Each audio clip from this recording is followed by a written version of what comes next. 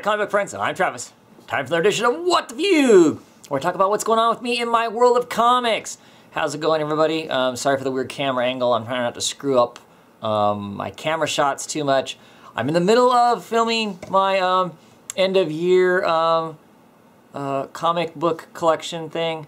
Clearly going to be away a lot longer than what I thought it was going to be. I've had some technical difficulties in doing it and that sort of thing. So more likely it'll come out in parts because I don't seem to be able to talk about comic books without it taking way too long.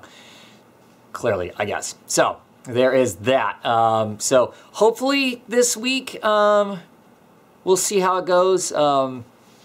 My day off that I planned on using for it got kind of absorbed in other family matters, and so didn't get to spend it filming like I thought I was going to. So there is that. I'm trying to think. I don't think there's any real comic book newsy kind of things that I'm dying to talk about per se that are affecting me really in a way. I did order my comic books last week.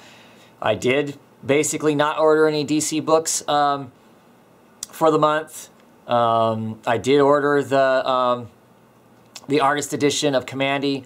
Now super excited to be getting that. It will be strange to go 2 months without getting any DC books, basically, other than the Vertigo books. I am picking up the Question of the Convergence tie-in books because the original team back on the Renee Monte Question book had to get that. Otherwise, I'm not getting any of the other stuff. So there is that. Been some conversation about, you know, a number of people's channels now, Ghost Critics, has kind of talked about it some. T-Bird, she elaborated her own take on some of this, and plus further, you know, like she does in some of the videos that she has. Tylex the Mighty has talked about it some. So of course I'm going to chime in too. Anybody who's got a long history of my channel knows that I have a habit of putting these out 1 or 2 a year, it seems. So not that this is going to be anything earth-shattering or calling anybody out or anything along those lines.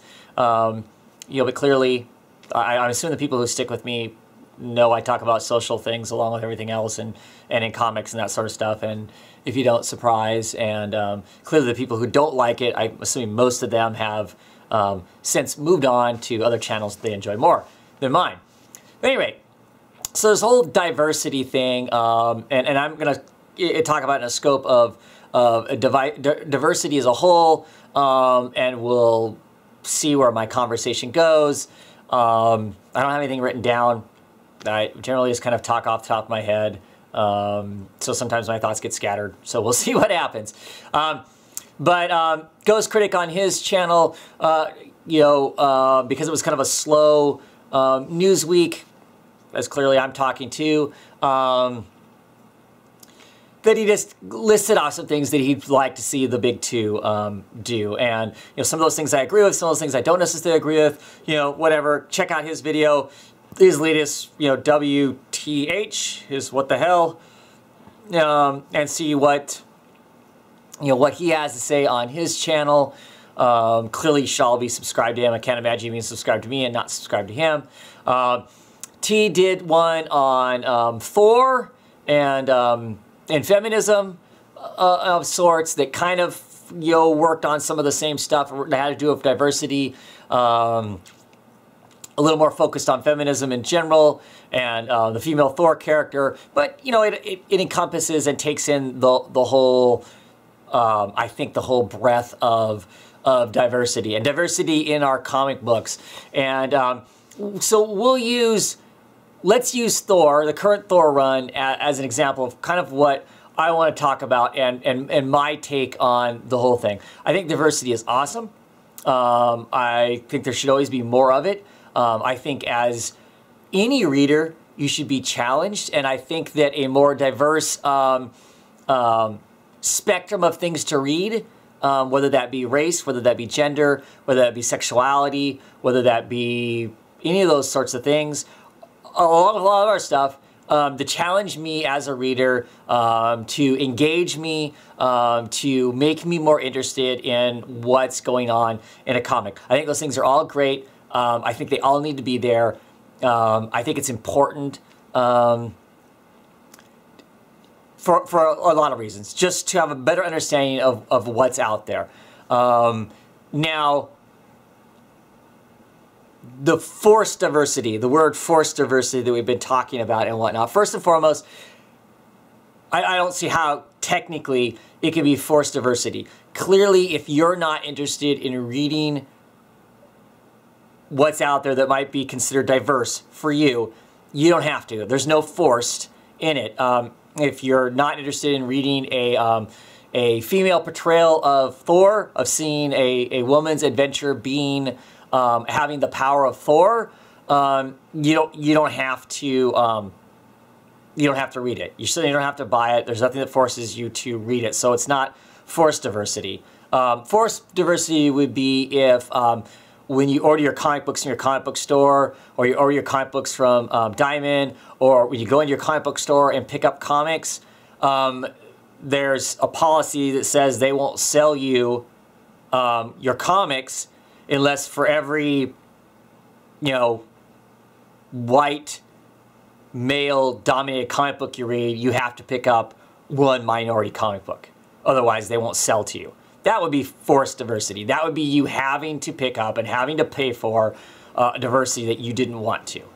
So technically, there is no forced. You either want to embrace what's there or you don't want to embrace there for whatever your reason is, because you aren't interested in reading about women, you're not interested in reading about Thor, you're not interested in about African Americans portraying Captain America, whatever the case may be. You don't want to see Kid Flash as an African American character, or I can't think of as many DC ones right offhand that take a traditional character we know as one thing and bring in somebody else currently, and that actually I don't think has even happened yet. So no forced diversity in my opinion. Now, I think that in the case of like Tisha brings up a very excellent point is we're reading comic books that have all this type of adventure and all these great and wondrous and strange things can happen.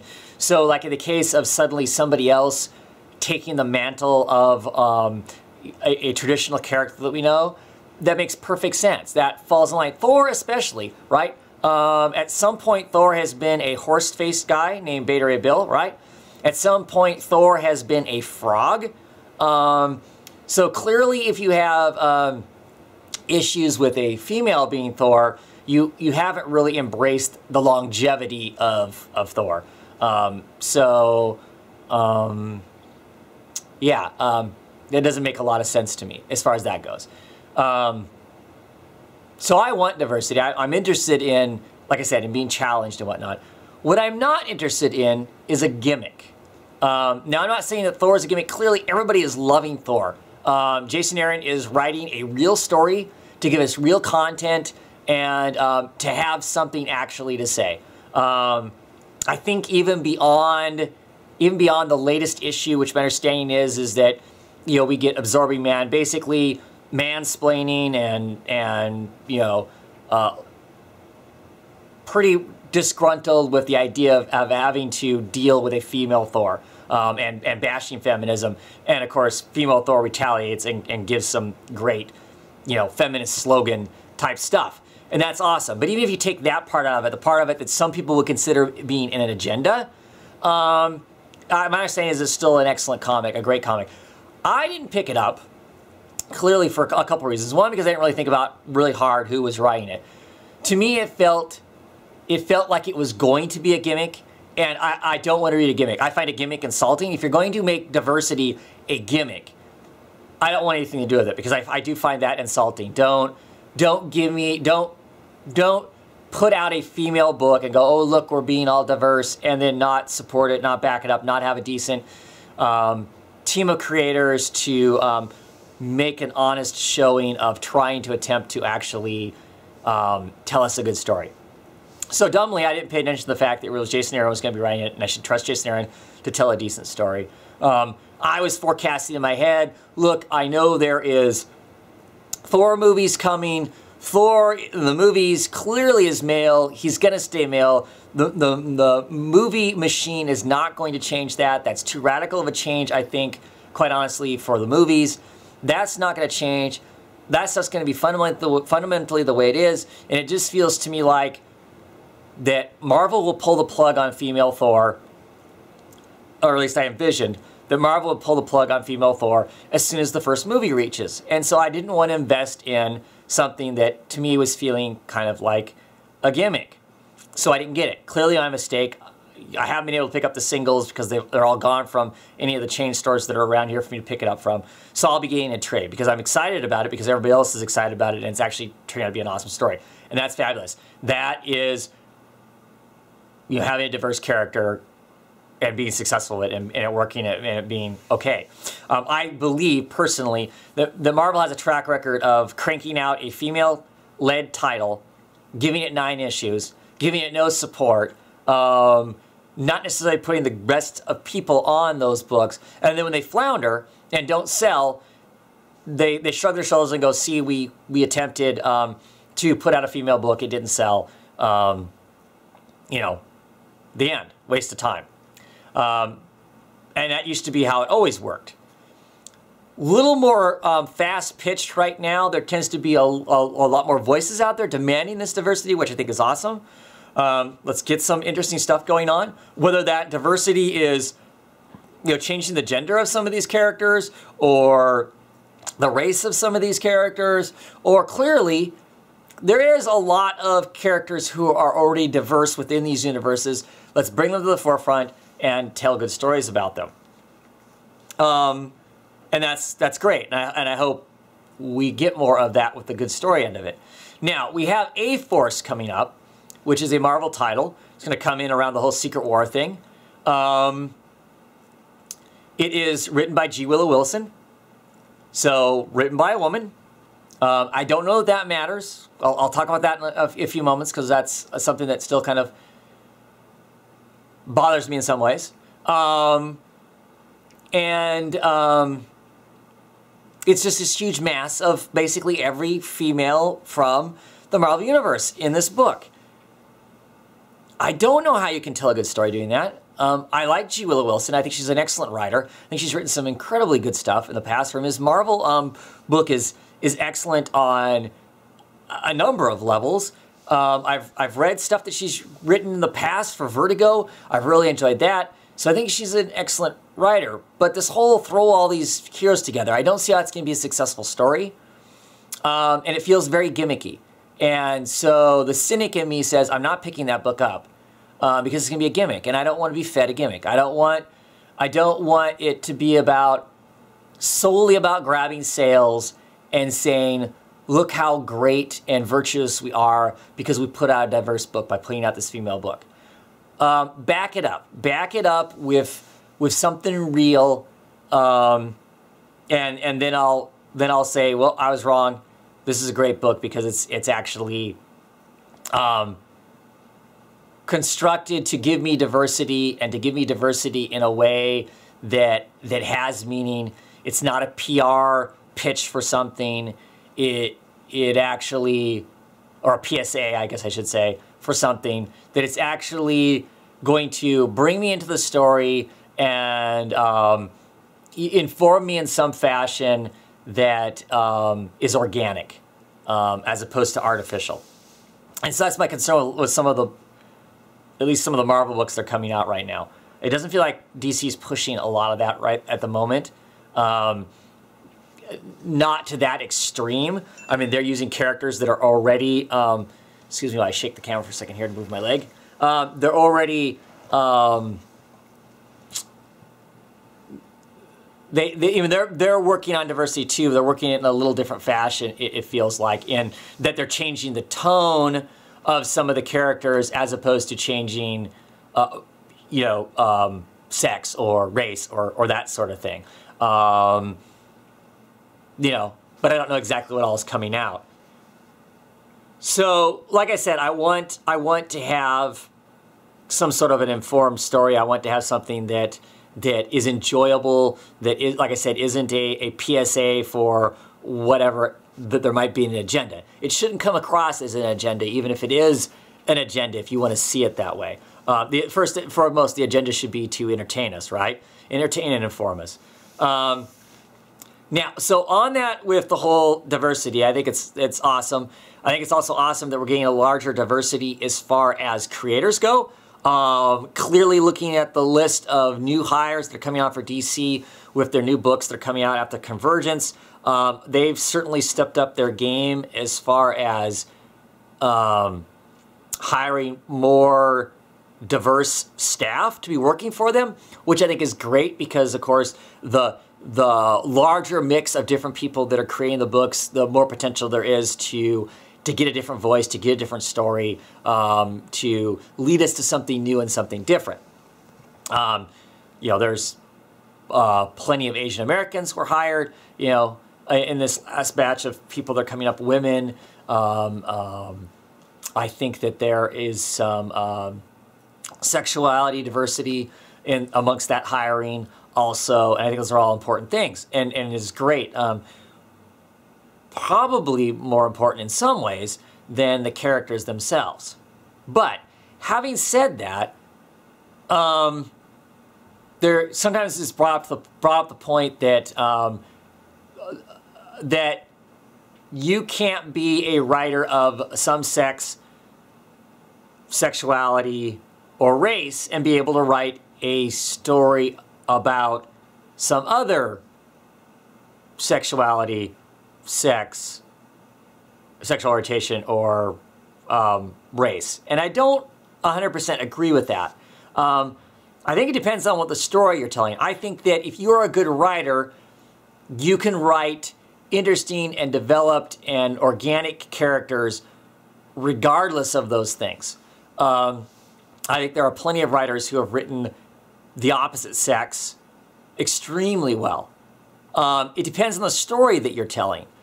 Clearly, I would think if you're telling a story that is specifically about the feminist plight, then yes, it's going to be harder for a male writer to write about those specific aspects of being a woman. If you're going to write specifically about personally what does it feel like to be a black man in America, it's going to be a lot harder if you're Caucasian to do that. I don't know that you maybe have the breadth of knowledge to do that, and you'd have to work really hard to be well informed enough to treat that well. But to tell a compelling story of someone of the opposite sex or of a different sexuality than you, no, you just have to be a good writer to write a compelling character and that sort of thing. So I to some degree, I don't think you can only have, you know, an African American writing an African American you know, character or whatever. But yeah, I mean, I don't know that I have much else to say, and hopefully I made some level of sense as far as my take on the whole thing, my 2 cents worth and whatnot. I understand the people who fear change or are happy with their traditional characters being the way they are and don't want them changing. That makes perfect sense. I can understand the frustration if you like something a certain way and it changes. That sucks when it changes.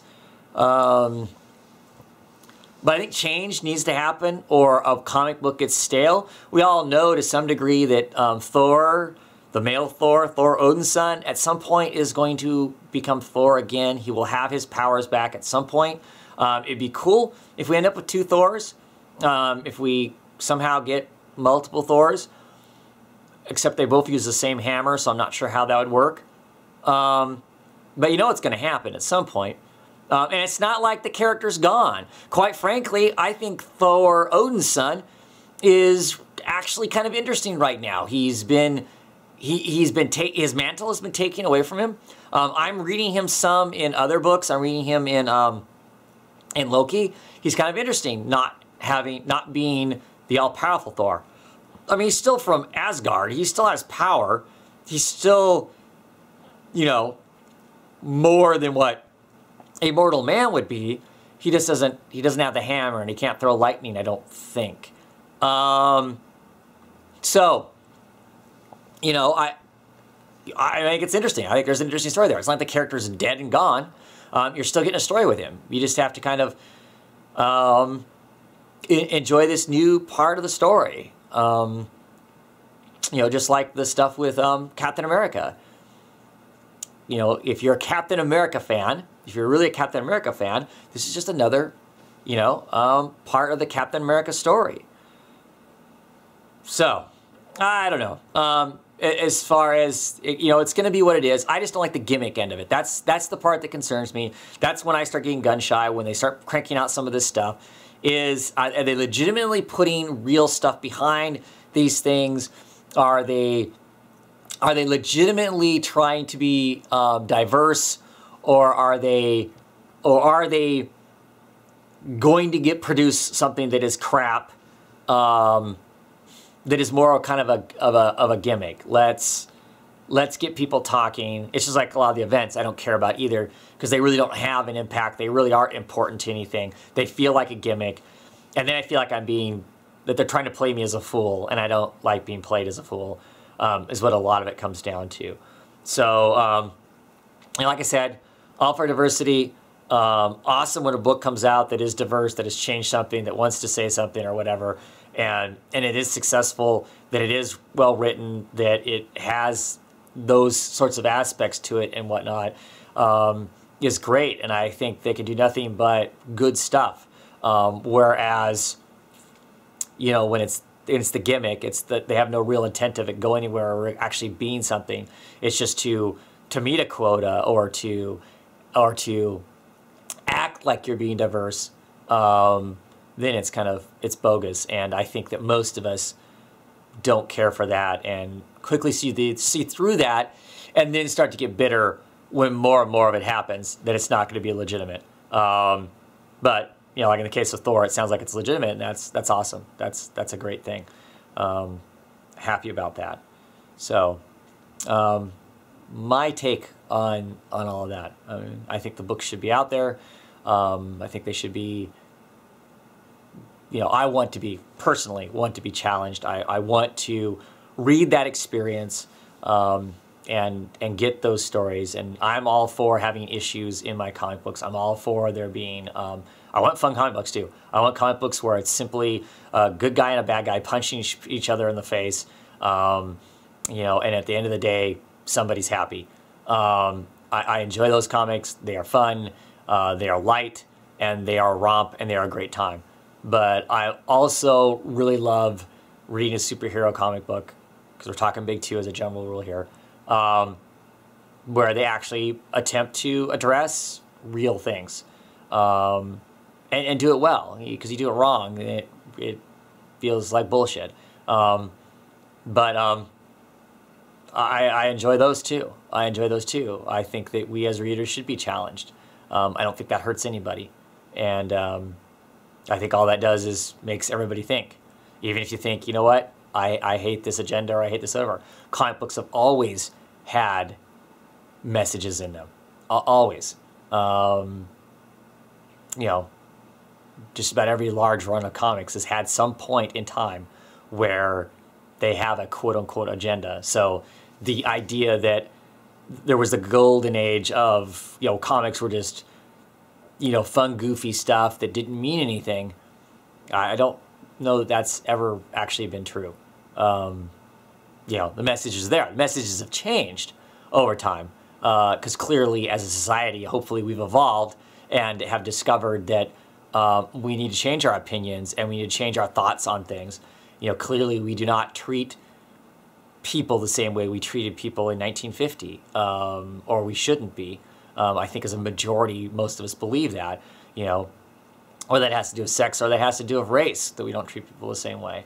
So clearly, all that stuff needs to be updated in some sense. You know, otherwise, our people that we think are virtuous heroes end up not being so if they held the exact same attitudes that they held oh so long ago. So kind of need to grow with the comics, because you kind of need to grow with the times, I think. Anyway, that's my political-ish spiel on comic books and forced diversity and all that stuff. You know, the beautiful thing is you have the power of the purse. Just don't get what you don't want. You know, if you don't like it, don't get it. Certainly complain about it. That's awesome. You know, but there's some realities based in there too. So, at any rate, enough talking to the choir, because I'm assuming most people I talk to are preaching to the choir. That's just my take on it on this Wednesday anyway, at this late hour in the day. And so some of that changes all the time. But I love the conversation. I love hearing everybody's opinion on it and whatnot, unless you're belligerent. If you're not belligerent, I'm willing to listen to basically any opinion, even if you think I'm completely wrong. Like I said, as long as you're not belligerent about it. But anyway, I think that's it as far as that goes. Like I said, I don't think there's any news. I don't know if there's any significant comic book stuff. If you are one of my friends, at least who, because I don't know what the weather's going on around the world, but if you're one of my friends who lives on the East Coast somewhere where you're being buried in snow and cold, take care of yourself. I hope you manage to get your comic books. Please don't risk your life for your comic books. Just go read some of your back issues. Read something you haven't read for a long time. If that's the case, to not go out and risk your life to get your comic books. But if you can get them before you get snowed in, awesome. Hunker down. Read those excellent comic books. There's some new stuff coming out this week that I'm excited about. Some old stuff that I'm excited about. Certainly, I will be talking about them on Comic Book Roundtable, hopefully on Saturday. The usual times, 6:30 Pacific, 9:30 Eastern Time. Hope to see some of you on. Hope to be talking to some of you in the comments. I'm going to continue to basically run Comic Book Roundtable how I have been. It seems the majority of people, there are some people who want it to be shorter, but the majority of people said leave it alone. Hey, I'm happy with it being long, whatever, that sort of thing. Hoping to kind of, the one thing I am going to change is to pay attention to the comments more, because most people who watch it kind of understand we kind of break it up into 3 chunks. You know, a chunk of DC, a chunk of Marvel, a chunk of just kind of the independent, everything else that's out there. And after we talk about each one of those chunks, I'll attempt to kind of pilfer through the comments, and if the comments aren't you guys just chatting amongst yourself, but have to do with what we're talking about too, I'll try to introduce those comments, those questions, those answers, and that sort of thing, so we can talk about that too. That even may make the show longer, but that helps it be more interactive with those of you who aren't willing to come on the show and talk comic books with me. If you're interested in talking comic books with me, just get a hold of me, and we'll see what we can work out to get you on the show, because I'm always interested in hearing what new people have to think about. If you have a fear of being on the show because I read a lot of books, or somebody else who's on the show along with me reads a lot of books, don't. If you're okay with sitting there listening to us talk about books, happy to have you on, even if you're only going to talk about one book. If that's one book you want to talk about, you want to be on the show to talk about it, awesome. I don't like having too many people on the show at any one time, so if I suddenly this week get a lot of people clamoring to say, yes, I want to be on the show, you may have to figure out whatever. It kind of becomes a first come, first serve until I reach a certain amount, and then I kind of decide, okay, it's time to pull a plug, because then it becomes too congested and stuff. But, yeah, anyway, come on, watch the show, have a good time with us, talk some comic books. Looking forward to, if you're making videos, looking forward to watching your videos. If you aren't making videos, why aren't you making videos? That's why you're here watching this, right? Watching my video. You make a video too. Whether I see your beautiful mug on the camera or not, I don't care, or if I'm looking at a table, or I'm looking at a comic book. If you're talking about your books, and what they mean to you, and what you thought about them, or what they could have done different, or whatever, make some videos. Make some videos so I have something else to watch. Not that I don't have lots to watch, because I always have lots to watch, but always happy to watch somebody new that has a different take on what's going on too. And now I'm just blabbering. So it's time to be done. And hopefully I'll have reviews out this week of some sort, talking about my books, and hopefully by the weekend I will have my year-end of 2014 comics video out too. So that being said, have a great one, everybody. Enjoy your books, and see you on the next video.